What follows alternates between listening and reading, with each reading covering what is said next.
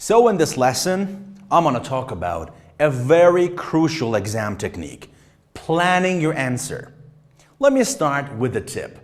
The tip is about part 2, and you need to remember some points. What is part 2? You know this.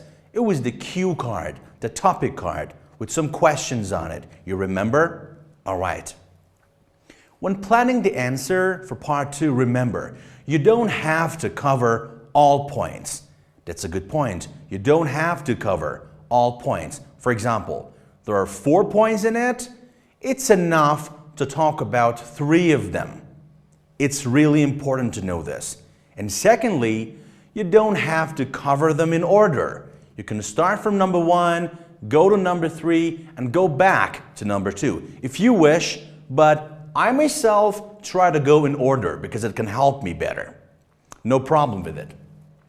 So let's do a little practice to understand these things in a deeper level. So let me read the question. Read the part 2 task and the notes that the candidate made for this question. So there are some notes here.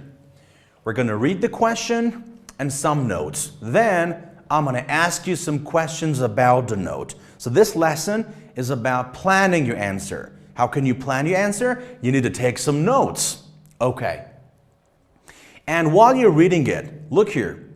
See that the candidate has not used full sentences. Why? I'm going to tell you the reason.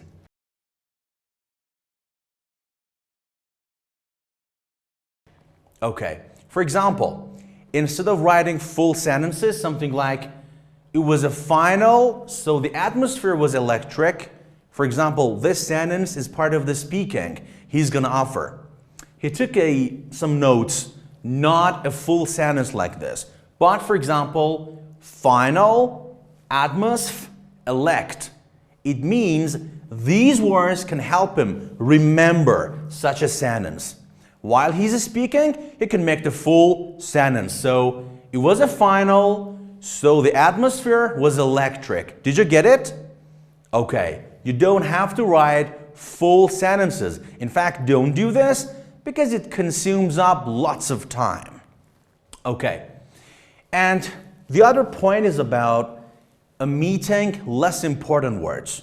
You don't have to write them. Something like articles, auxiliary verbs, and these things. Do not take notes because it takes your precious time. Don't do that. So we just take the keywords. The question is,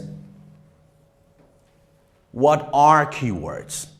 Can you think about it? Keywords. Well, as the name tells us, keywords are those words that can help you remember what you want to say. So you put down some good words, maybe big words you don't want to forget. And these keywords can help you speak better. I promise you, without keywords, you're not going to have a good speaking.